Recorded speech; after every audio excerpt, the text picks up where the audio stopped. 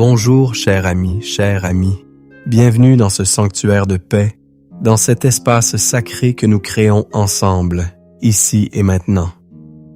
Je vous accueille, non pas simplement sur une vidéo, mais dans un moment divinement orchestré, un rendez-vous céleste où le ciel s'apprête à toucher la terre, où la voix de Dieu s'apprête à résonner plus fort que toutes les autres voix qui ont tenté de définir votre existence.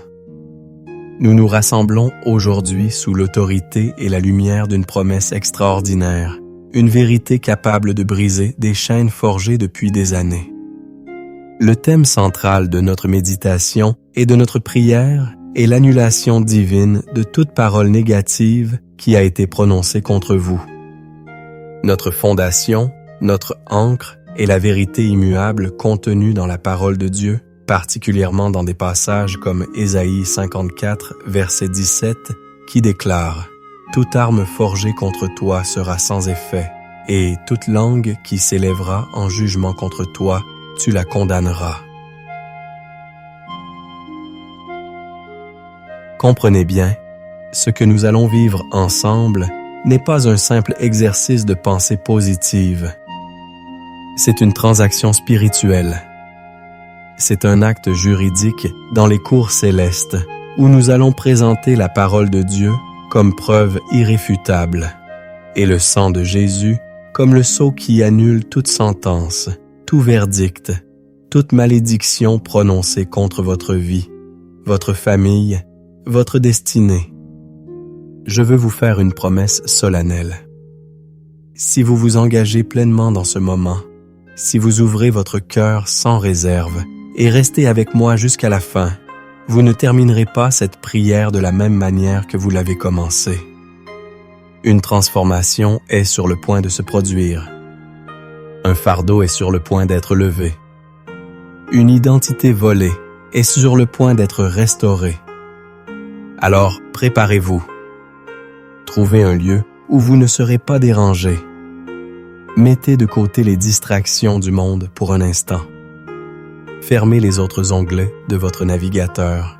Mettez votre téléphone en mode silencieux. Considérez ceci comme votre moment sacré avec votre Créateur. Prenez une profonde inspiration et en signe de votre engagement et de votre foi, écrivez simplement dans les commentaires « Amen, je suis prêt » ou « Amen, je suis prête ». Que votre cœur soit disposé à recevoir, car le Roi de gloire est ici pour vous libérer. Oh, comme je ressens profondément dans mon esprit le poids que beaucoup d'entre vous portent. C'est un fardeau invisible, une prison sans barreaux, construite brique par des paroles. Des paroles qui, peut-être, ont été prononcées il y a des décennies, mais dont l'écho résonne encore dans les couloirs de votre âme aujourd'hui. Je ne parle pas seulement de critiques sarcasses passagères, mais de ces paroles qui ont été comme des graines empoisonnées plantées dans le sol fertile de votre identité lorsque vous étiez jeune, vulnérable, ouvert. Des paroles prononcées par un parent dans un moment de colère ou de frustration qui sont devenues une prophétie autoréalisatrice. Tu n'arriveras jamais à rien. Tu es comme ton père, ta mère. Pourquoi n'es-tu pas comme ton frère, ta sœur? Ces phrases, lancées comme des pierres, ont créé des fissures dans votre estime de vous-même, des fissures qui, au fil du temps, sont devenues des gouffres d'insécurité. Je parle de ces étiquettes que l'on vous a collées à l'école. Le professeur qui, devant toute la classe, vous a qualifié de lent, de distrait ou de paresseux. Cette étiquette est restée. Elle est devenue une partie de votre récit intérieur, vous faisant douter de votre intelligence, de vos capacités, de votre potentiel, même des années plus tard, lorsque vous êtes confronté à un nouveau défi professionnel ou académique. Je parle des paroles cruelles d'un premier amour, d'un ex-conjoint, qui ont défini votre valeur par votre apparence, vos performances ou vos échecs. Des paroles comme « Personne ne pourra jamais t'aimer »,« Tu es trop compliqué »,« « Tu es la cause de notre échec ». Ces mots ont agi comme un poison lent, contaminant votre perception de l'amour et des relations, vous faisant construire des murs autour de votre cœur pour vous protéger, mais qui, en réalité, vous isolent. Je parle même des paroles que vous vous êtes dites à vous-même. Dans le secret de votre cœur, après un échec, une déception, une erreur. Je suis un échec. Je ne suis pas assez bonne. Je ne mérite pas le bonheur. Ces auto-malédictions sont souvent les plus puissantes, car elles viennent d'une source en laquelle vous avez une confiance absolue, vous-même. Ce fardeau se manifeste de manière très concrète. C'est cette anxiété qui vous saisit le matin, avant même que vos pieds ne touchent le sol, une peur diffuse de la journée à venir, la peur de ne pas être à la hauteur. C'est ce syndrome de l'imposteur qui vous murmure que vos succès ne sont que de la chance et que vous serez bientôt démasqué. C'est cette tendance à l'auto-sabotage où, inconsciemment, vous détruisez les bonnes choses qui vous arrivent parce qu'au fond, vous ne croyez pas les mériter. C'est cette comparaison incessante sur les réseaux sociaux où chaque photo de réussite des autres devient un miroir déformant de vos propres insuffisances perçues. C'est une fatigue spirituelle, une lourdeur qui vous empêche de prier, de rêver, d'espérer. Vous vous sentez peut-être comme l'homme de la piscine de Bethesda, attendant depuis des années que quelque chose change, mais paralysé par l'histoire de votre passé. Vous avez peut-être essayé de vous en sortir.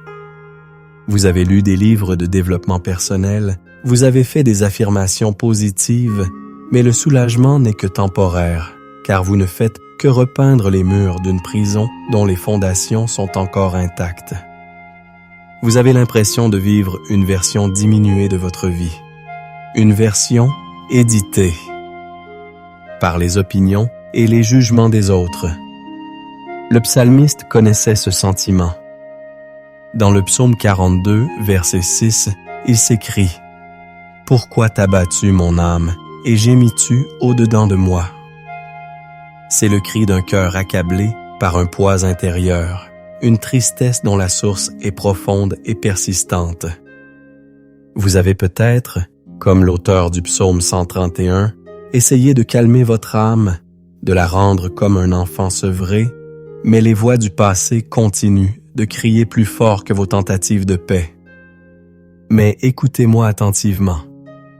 Voici la vérité qui va commencer à faire la différence. Votre Père céleste voit. Il entend. Il connaît chaque parole qui a été prononcée, chaque larme que vous avez versée en secret, chaque blessure infligée à votre esprit. Il n'a jamais été indifférent. Et il n'est pas impuissant. Il n'est pas venu simplement pour panser vos blessures, mais pour vous donner une identité entièrement nouvelle, une identité si solide, si ancrée en lui que les vagues des paroles humaines ne pourront plus jamais l'ébranler. Jésus vous regarde aujourd'hui avec une compassion infinie et vous dit les mêmes paroles qu'il a dites il y a 2000 ans. « Venez à moi, vous tous qui êtes fatigués et chargés, et je vous donnerai du repos. » Matthieu 11:20. Ce repos n'est pas une simple sieste pour l'âme. C'est un échange divin. Il vous invite à lui donner le fardeau des paroles des autres, et en retour, il vous donnera le repos de connaître sa parole sur vous. C'est ce que nous allons faire aujourd'hui. Nous allons entrer dans sa présence, non pas pour nous plaindre de l'obscurité, mais pour allumer la lumière de sa vérité, une lumière si brillante qu'elle expose chaque mensonge et le réduit en cendres. Dieu sait. Il voit. Ah, il a déjà préparé votre libération. Pour comprendre la puissance de la prière que nous allons faire, nous devons d'abord poser un fondement théologique solide. Nous devons comprendre les mécanismes spirituels à l'œuvre, car la foi vient de ce qu'on entend, et ce qu'on entend vient de la parole de Christ. Le point de départ de notre compréhension se trouve dans le livre des Proverbes, au chapitre 18, verset 21. La mort et la vie sont au pouvoir de la langue. Ce n'est pas une métaphore poétique. C'est un principe spirituel fondamental. Les paroles ne sont pas de simples vibrations de l'air. Elles sont des conteneurs spirituels. Elles transportent soit la vie, soit la mort, soit la bénédiction, soit la malédiction. Lorsqu'une parole négative est prononcée sur vous avec intention et émotion, elle ne disparaît pas simplement. Elle devient une arme forgée. Comme le dit Ésaïe, c'est une entité spirituelle qui cherche à s'attacher à votre vie, à construire une forteresse dans vos pensées, à influencer vos émotions, vos décisions et, finalement, votre destinée. Pensez à l'histoire de David et de Goliath. Avant même que le combat physique ne commence, une guerre de paroles a eu lieu. Goliath maudit David par ses dieux. Il prononce des paroles de mort. « Viens vers moi, que je donne ta chair aux oiseaux du ciel et aux bêtes des champs. » Samuel 24. Il essaie de définir l'issue du combat par ses paroles. Mais que fait David? Il ne reste pas silencieux. Il ne se contente pas de penser positivement. Il contre-attaque avec une parole supérieure. Il ne parle pas de sa propre force, mais il invoque une réalité spirituelle plus grande. Tu marches contre moi avec l'épée, la lance et le javelot, et moi, je marche contre toi au nom de l'Éternel des armées, du Dieu de l'armée d'Israël que tu as insulté. Aujourd'hui, l'Éternel te livrera entre mes mains. Samuel, David a compris un principe essentiel. Une parole de malédiction ne peut être annulée que par une parole de bénédiction et d'autorité supérieure. Il a changé l'atmosphère spirituelle par ses paroles avant même de lancer la pierre. C'est exactement ce que nous sommes appelés à faire. Maintenant, analysons notre verset clé, Ésaïe 54, 17. Il est composé de 2 clauses puissantes. La première, « Toute arme forgée contre toi sera sans effet ». Le mot hébreu pour forger est yatsar, qui signifie modeleur, formant, comme un potier façonne l'argile. Cela implique une intention, un plan, un design. Les paroles négatives ne sont pas toujours accidentelles. Elles sont souvent façonnées, intentionnellement ou non, par la jalousie, l'amertume, la peur ou la haine. Mais la promesse de Dieu est que cette arme, aussi bien conçue soit-elle, sera sans effet. Elle ne réussira pas. Elle n'atteindra pas son but. Pourquoi? Parce qu'elle se heurte à une protection supérieure, le bouclier de la foi en la parole de Dieu. Mais la deuxième clause est encore plus active et responsabilisante. Et toute langue qui s'élèvera en jugement contre toi, tu la condamneras. Remarquez bien, il n'est pas dit « Dieu la condamnera ». Il est dit « Tu la condamneras ». Dieu nous donne l'autorité. Il nous délègue le pouvoir, au nom de Jésus, de nous tenir debout et d'exercer notre droit d'aînesse. Condamner ici signifie réfuter, prouver faux, rendre un verdict de culpabilité contre le mensonge. C'est un acte juridique.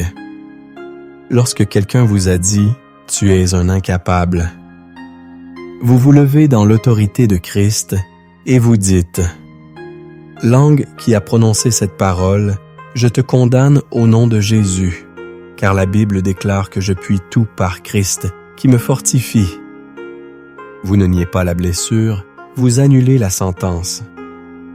Vous rendez un contre-verdict basé sur une loi supérieure, la loi de l'esprit de vie en Jésus-Christ. Cette autorité ne nous vient pas de nous-mêmes. Elle est ancrée dans l'œuvre achevée de Jésus à la croix. Galates 3, verset 13 est l'un des versets les plus libérateurs de toute la Bible. Christ nous a rachetés de la malédiction de la loi, étant devenu malédiction pour nous. Pensez à la profondeur de cette affirmation. La malédiction, c'est toute conséquence du péché, y compris les paroles de mort. Jésus, sur la croix, a absorbé en lui-même toute la puissance de chaque parole négative, de chaque malédiction, de chaque mensonge qui serait un jour prononcé contre vous. Il est devenu malédiction pour que vous puissiez marcher dans la bénédiction. Par conséquent, lorsque nous prions pour annuler ces paroles, nous ne faisons pas quelque chose de nouveau. Nous ne faisons qu'appliquer, par la foi, une transaction qui a déjà eu lieu il y a 2000 ans. Nous disons au diable, à nos accusateurs et à notre propre âme, cette dette a déjà été payée. Ce verdict a déjà été annulé par le sang de l'agneau. Vous n'avez plus aucun droit légal sur moi. L'histoire de Balaam, dans le livre des Nombres, est une illustration parfaite de ce principe. Le roi Balak engage le prophète Balaam pour maudire Israël. Il lui offre des richesses, du pouvoir, tout ce qu'il veut, pourvu qu'il prononce des paroles de mort sur le peuple de Dieu. Mais chaque fois que Balaam ouvre la bouche pour maudire, une bénédiction en sort. Pourquoi? Parce que Dieu lui-même intervient et déclare dans Nombre 23, « L'enchantement ne peut rien contre Jacob, ni la divination contre Israël. » Dieu a mis une protection sur son peuple. Toute tentative de malédiction verbale était non seulement annulée, mais transformée en bénédiction. C'est votre héritage en Christ. Dieu ne se contente pas de neutraliser le poison, il le transforme en médicament. La parole qui visait à vous détruire, Dieu peut l'utiliser pour vous rendre plus fort, plus dépendant de lui, plus conscient de votre véritable identité. Enfin, le fondement ultime de notre liberté est notre nouvelle identité. 1 Corinthiens 5:5 déclare « Si quelqu'un est en Christ, il est une nouvelle créature. Les choses anciennes sont passées. Voici, toutes choses sont devenues nouvelles. » Qu'est-ce que cela signifie concrètement? Cela signifie que la personne à qui ces paroles négatives ont été adressées n'existe plus. Vous êtes une nouvelle création. Votre ADN spirituel a été réécrit. Vous n'êtes plus défini par votre passé, par les erreurs de vos parents, par les échecs de votre jeunesse, par les traumatismes que vous avez subis. Vous êtes défini par ce que Dieu dit de vous maintenant. C'est pourquoi le renouvellement de l'intelligence, mentionné dans Romains 12:2, est si crucial. Il s'agit d'un processus quotidien où nous désapprenons les mensonges et réapprenons la vérité. Chaque matin, nous devons consciemment rejeter les vieilles étiquettes et revêtir les nouvelles. Je ne suis pas rejeté. Je suis accepté dans le bien-aimé. Éphésiens 1:6. Je ne suis pas faible. Je suis fortifié par le Seigneur. Éphésiens 6:10. Je ne suis pas une erreur. Je suis son ouvrage ayant été créé en Jésus-Christ pour de bonnes œuvres. Éphésiens 2:10. Alors, voyez-vous, notre prière n'est pas un vœu pieux. C'est l'activation d'une réalité spirituelle puissante, basée sur l'autorité que Christ nous a donnée, scellée par son sang et vécue à travers notre nouvelle identité en lui. Nous sommes maintenant prêts à entrer dans le tribunal céleste et à plaider notre cause, non pas en tant que victime, mais en tant qu'héritier du roi. Avant d'entrer dans ce temps de prière puissant, préparons nos cœurs.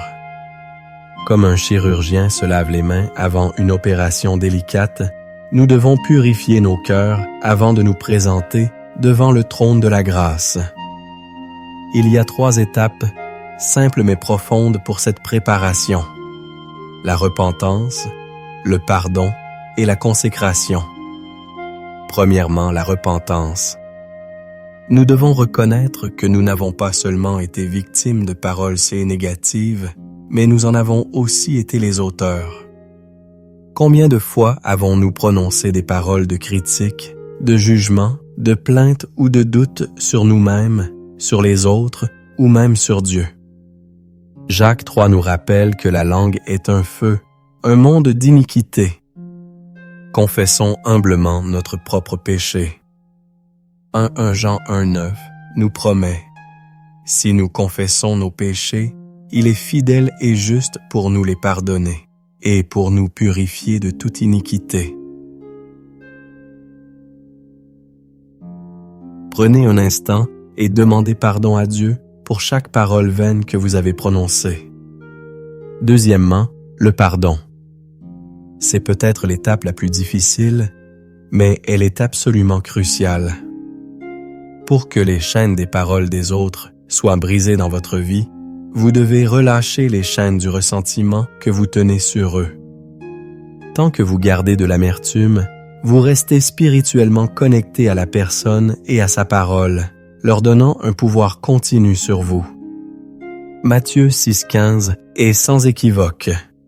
Mais si vous ne pardonnez pas aux hommes, votre Père ne vous pardonnera pas non plus vos offenses. Pardonner ne signifiait pas excuser leur comportement. Cela ne signifie pas que ce qu'ils ont fait n'était pas mal. Pardonner est un acte juridique de votre part. C'est annuler la dette que vous estimez qu'ils vous doivent. C'est remettre le jugement entre les mains de Dieu et choisir la liberté pour vous-même. Pensez maintenant aux personnes qui vous ont blessé par leurs paroles. Un parent, un ami, un conjoint, un patron. Dans votre cœur, devant Dieu, dites « Père, je choisis de pardonner à nom de la personne pour les paroles elle a prononcées contre moi. Je les libère de ma dette et je te les remets. » Troisièmement, la consécration. C'est l'acte de présenter votre cœur à Dieu comme un autel. C'est dire « Seigneur, voici mon cœur. » Avec ses blessures, ses peurs, ses doutes. Je te le donne. Je te donne ma volonté, mes émotions, mes pensées. Je me soumets entièrement à toi.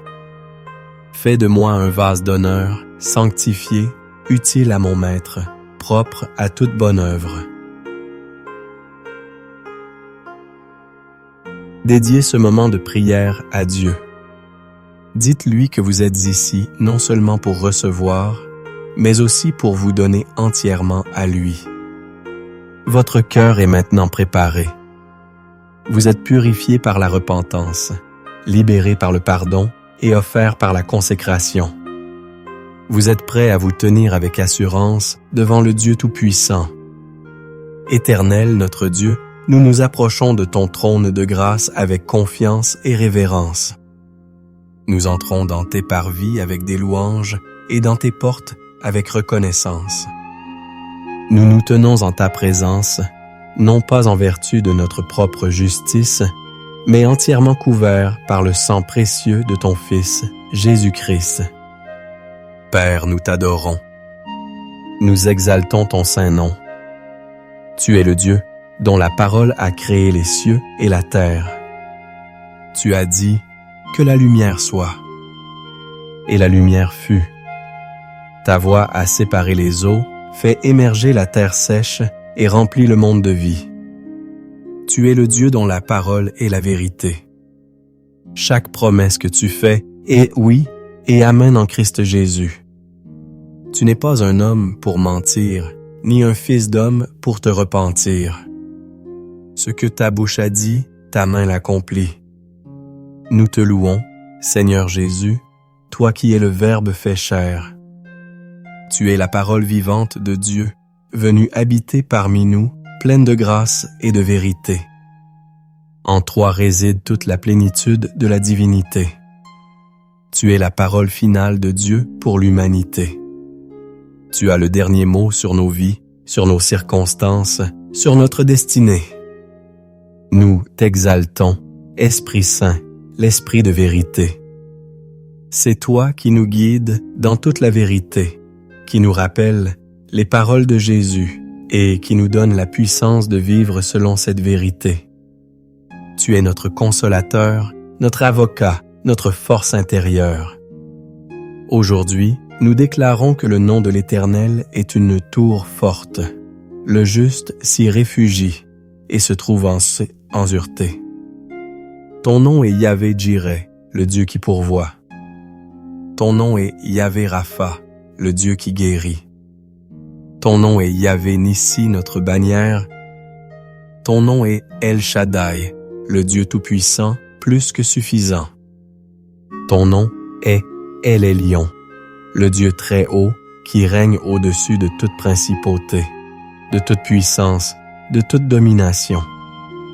Devant ton nom, tout genou fléchit dans les cieux, sur la terre et sous la terre, et toute langue confesse que Jésus-Christ est Seigneur, à la gloire de Dieu le Père.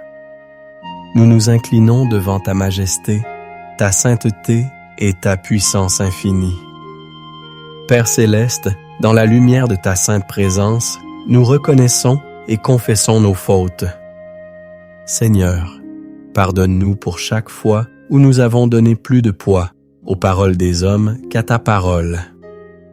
Pardonne-nous d'avoir cru les mensonges de l'ennemi, les diagnostics du monde, les étiquettes négatives qui ont été placées sur nous.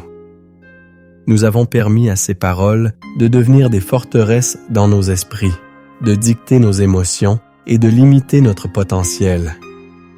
Nous nous repentons d'avoir médité sur des paroles de peur, de doute, d'amertume et de défaite, plutôt que sur tes promesses de vie, d'espérance et de victoire. Seigneur, nous confessons aussi les paroles négatives que nous avons nous-mêmes prononcées. Pardonne-nous pour l'autocritique, l'autocondamnation, pour avoir dit de nous-mêmes ce que tu n'as jamais dit.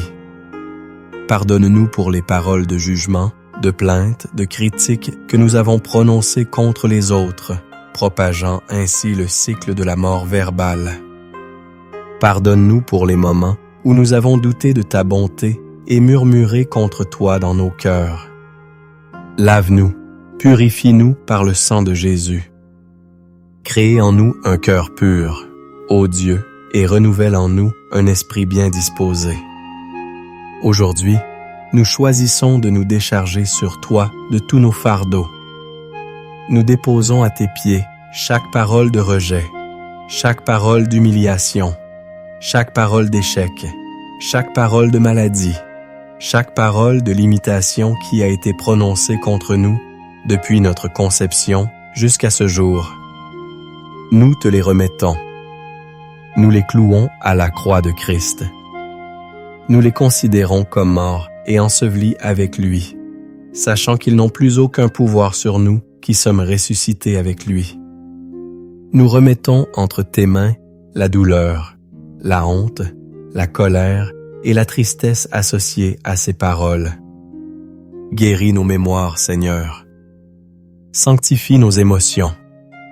Nous te faisons confiance pour transformer ces blessures en témoignage de ta grâce et de ta puissance rédemptrice.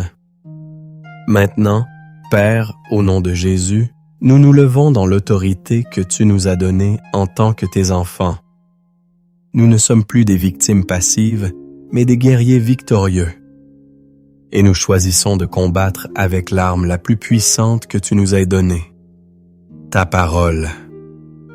Nous déclarons, selon Ésaïe 54:17, que toute arme forgée contre nous, y compris les armes verbales, les malédictions, les enchantements, les jugements et les critiques, est maintenant sans effet.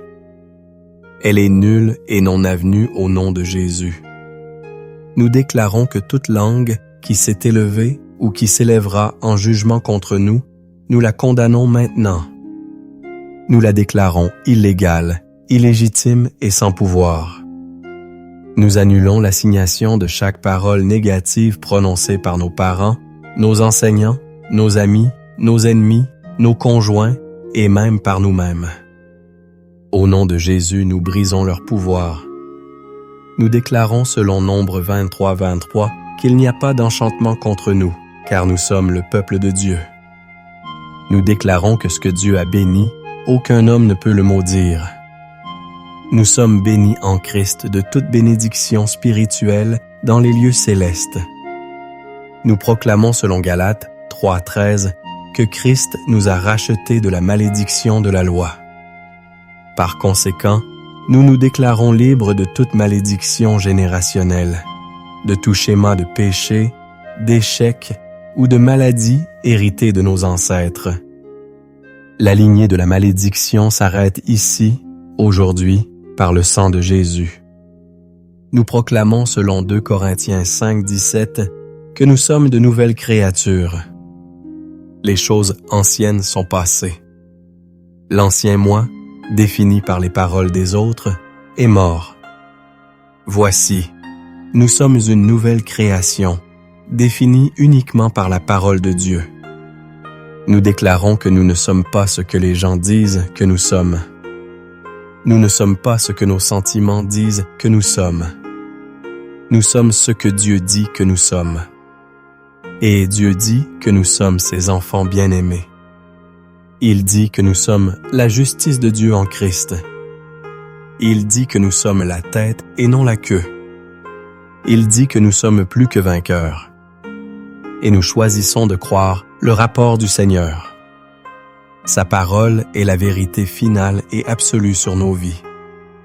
Au nom puissant de Jésus-Christ, nous nous engageons maintenant dans le combat spirituel. Nous revêtons toutes les armes de Dieu pour pouvoir tenir ferme contre les ruses du diable. Nous saignons nos reins de la vérité de la parole de Dieu qui expose chaque mensonge.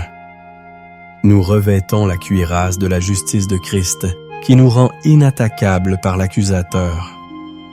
Nous chaussons nos pieds du zèle que donne l'évangile de paix. Par-dessus tout, nous prenons le bouclier de la foi avec lequel nous éteignons tous les traits enflammés du malin, y compris les flèches des paroles négatives et accusatrices. Nous prenons le casque du salut qui protège nos esprits et nos pensées en Christ Jésus.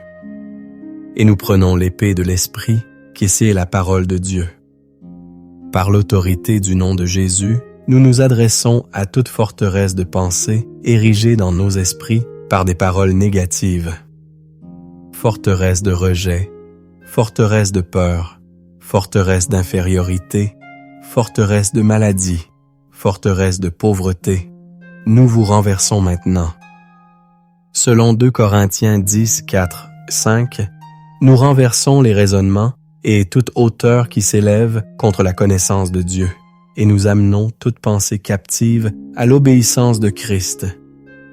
Nous renonçons à tout accord intérieur que nous avons fait avec les mensonges de l'ennemi. Nous brisons tout pacte, conscient ou inconscient, avec un esprit de peur, de rejet ou d'autocondamnation. Nous annulons tout droit légal que nous avons pu donner à l'ennemi dans nos vies par le péché ou l'ignorance. Par le sang de l'agneau et la parole de notre témoignage, nous déclarons que Satan n'a aucune place, aucune part, aucune prise, aucun droit sur nos vies. Tout esprit impur qui s'est attaché à nous à travers ces paroles, nous vous lions au nom de Jésus et nous vous ordonnons de nous quitter maintenant et de ne plus jamais revenir. Nous déclarons que nos esprits, nos âmes et nos corps sont le temple du Saint-Esprit et aucune ténèbre ne peut y habiter. Père Saint, maintenant que nous avons nettoyé la maison, nous te demandons de la remplir. Remplis-nous à nouveau de ton Saint-Esprit. Là où il y avait la peur, remplis-nous de ton amour parfait qui bannit toute crainte. Là où il y avait le mensonge, remplis-nous de ton esprit de vérité. Là où il y avait la tristesse et la dépression, déverse sur nous l'huile de joie. Là où il y avait la confusion, donne-nous un esprit de sagesse, de force et de clarté. Nous te prions, Seigneur, de guérir chaque blessure intérieure que ces paroles ont causée. Restaure notre estime de soi, notre confiance, notre capacité à aimer et à être aimé. Redonne-nous l'innocence et la confiance d'un enfant. Restaure les années que les sauterelles ont dévorées. Nous prions pour une restauration complète de notre âme, de nos émotions, de notre volonté. Nous prions pour la paix qui surpasse toute intelligence, pour qu'elle garde nos cœurs et nos pensées en Jésus-Christ. Nous te demandons de nous baptiser d'une nouvelle espérance, d'une nouvelle vision pour notre avenir. Ouvre nos yeux spirituels pour que nous puissions nous voir comme toi, tu nous vois. Saint, irrépréhensible, aimé, choisi, appelé et équipé pour ta gloire. Merci Père pour cette libération. Merci pour cette guérison. Nous recevons par la foi, en ce moment même, notre pleine liberté en Christ. Au nom de Jésus, nous avons prié. Amen. Maintenant, restez un instant dans le silence. Ne vous précipitez pas pour passer à autre chose. Le travail le plus profond se fait souvent dans le calme qui suit la prière. Prenez une profonde inspiration et expirez lentement. Relâchez toute tension. Soyez simplement présent. Votre Père céleste est ici et il veut vous parler. L'ennemi crie, mais Dieu murmure. Alors écoutez. Qu'est-ce que l'Esprit de Dieu dépose dans votre cœur en ce moment? Peut-être une image, un mot, un verset, un sentiment de paix profonde. Ne l'analysez pas. Recevez-le simplement comme un baiser du ciel, une confirmation de votre libération. Dieu parle à ton cœur. Il t'appelle par ton nom. Il te rappelle qui tu es en lui. Laisse sa vérité s'inscrire profondément dans les recoins les plus intimes de ton être. Laisse sa voix être la seule que tu entends. Le silence en sa présence n'est pas vide. Il est plein de son amour, de sa guérison et de sa puissance de restauration. Accueillez-le. Et maintenant, recevez cette parole prophétique, cette bénédiction que je libère sur votre vie, en tant que serviteur du Dieu très haut. Je ne vous parle plus en tant que groupe, mais je m'adresse à vous individuellement, car Dieu vous connaît par votre nom. Sur votre vie spirituelle, je déclare que vous n'êtes pas un orphelin spirituel, confus et perdu. Vous êtes un fils, une fille du roi, et vous entendez la voix de votre bon berger. Comme il est écrit dans Jean 10, 27, « Mes brebis entendent ma voix, je les connais, et elles me suivent. » Je décrète une nouvelle clarté et une nouvelle intimité dans votre relation avec Dieu à partir d'aujourd'hui. Sur votre santé physique et mentale, je me lève contre toute parole de maladie, de diagnostic négatif, d'infirmité ou de trouble mental. Au nom de Jésus, je déclare que vous n'êtes pas défini par une condition médicale, mais par l'œuvre de guérison de Christ. Par ses meurtrissures, vous avez été guéris, comme le dit Ésaïe 53:5. Je libère la vie de Dieu, la vie de résurrection de Jésus, dans chaque cellule, chaque organe, chaque système de votre corps et dans chaque circuit de votre cerveau. Soyez guéris, soyez entiers, au nom de Jésus. Sur vos finances, j'annule toute parole de manque, de pauvreté, de limitation et de dette qui a été prononcée sur vous ou votre lignée. Je déclare que la malédiction de la pauvreté est brisée. Vous êtes bénis pour être une bénédiction. Comme le promet Deutéronome 28, 12, 13, l'Éternel vous ouvrira son bon trésor, le ciel, pour envoyer la pluie en son temps sur votre pays et pour bénir tout le travail de vos mains. Vous prêterez à beaucoup de nations et vous n'emprunterez point. Vous serez la tête et non la queue. Sur votre famille et vos relations, j'annule les paroles de division, de discorde, de divorce et de rébellion. Je déclare que votre maison sera un havre de paix, d'amour et de salut. Pour vos enfants, je proclame la promesse d'Ésaïe 54, 13. Tous tes fils seront disciples de l'Éternel, et grande sera la prospérité de tes fils. Pour votre mariage, je déclare l'unité, la passion et le dessein divin. Pour vous qui êtes célibataires, je déclare que Dieu vous prépare un conjoint qui vous aimera et vous servira selon sa volonté. Sur votre destinée et votre appel, je brise toute parole qui a tenté d'avorter le plan de Dieu pour votre vie. Les paroles qui disaient que vous étiez trop vieux, trop jeune, pas assez qualifié, ou que vous aviez raté votre chance. Je déclare que vous êtes l'ouvrage de Dieu, créé en Jésus-Christ, pour de bonnes œuvres qu'il a préparées d'avance, afin que vous les pratiquiez. Éphésiens 2:10. Votre appel est irrévocable. Levez-vous et marchez dans le dessein pour lequel vous avez été créés. Sur votre protection quotidienne, je déclare que vous demeurez sous l'abri du Très-Haut et que vous reposez à l'ombre du Tout-Puissant. Aucune arme forgée contre vous ne prospérera. Aucun mal ne vous arrivera, aucun fléau n'approchera de votre tente. Comme le dit le psaume 121:8, l'Éternel gardera ton départ et ton arrivée, dès maintenant et à jamais.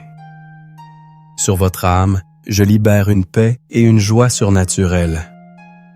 Je déclare que vous êtes remplis de toute joie et de toute paix dans la foi, pour que vous abondiez en espérance, par la puissance du Saint-Esprit, comme le dit Romains 15:13.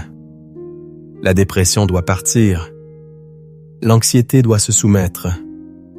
La joie de l'Éternel est votre force. Et maintenant, recevez la bénédiction aaronique. Que l'Éternel te bénisse et qu'il te garde. Que l'Éternel fasse luire sa face sur toi et qu'il t'accorde sa grâce. Que l'Éternel tourne sa face vers toi et qu'il te donne la paix. Au nom du Père, du Fils et du Saint-Esprit. Amen. Nous arrivons à la fin de notre temps ensemble, mais ce n'est pas une fin, c'est un commencement. Vous avez été équipés, lavés et libérés par la puissance de la parole de Dieu et de la prière. La promesse centrale que vous devez emporter avec vous est celle-ci. La parole de Dieu sur votre vie a le dernier mot. Toujours. Les voix du passé ont été réduites au silence par l'autorité de la voix de votre Père. Maintenant, la clé est de marcher dans cette nouvelle liberté. Les anciennes pensées essaieront peut-être de revenir, comme des échos d'une bataille terminée. Ne leur donnez aucune place. Quand une pensée négative se présente, ne la combattez pas, remplacez-la. Déclarez à voix haute ce que Dieu dit de vous. Faites de la parole de Dieu votre nourriture quotidienne. Je vous encourage fortement à ne pas considérer ceci comme un événement unique. Faites de cette prière une pratique. Réécoutez cette vidéo chaque matin pendant les 7 prochains jours. Laissez ces vérités descendre de votre tête à votre cœur jusqu'à ce qu'elles deviennent votre nouvelle nature. La répétition est la mère de l'apprentissage, et c'est en pratiquant la vérité que nous sommes véritablement transformés. Si ce moment a été une bénédiction pour vous, aidez-nous à atteindre d'autres personnes qui sont encore captives. Votre interaction est puissante. S'il vous plaît, laissez un commentaire ci-dessous pour partager ce que Dieu a fait pour vous pendant cette prière. Votre témoignage peut être la clé qui ouvrira la prison de quelqu'un d'autre. Cliquez sur le bouton « J'aime » pour que l'algorithme montre cette vidéo à plus de gens. Partagez-la avec un ami ou un membre de votre famille dont vous savez qu'il a besoin d'entendre ce message. Et si ce n'est pas déjà fait, abonnez-vous à la chaîne et activez la cloche de notification pour ne manquer aucun de nos futurs temps de prière et d'enseignement. Nous avons créé d'autres prières puissantes qui pourraient vous bénir, comme notre prière pour briser les liens générationnels ou notre prière pour la guérison intérieure. Vous trouverez une playlist sur l'écran final. Rappelez-vous, vous êtes aimé, vous êtes libre et votre avenir est plus grand que votre passé. Marchez dans la victoire que Christ a acquise pour vous. Soyez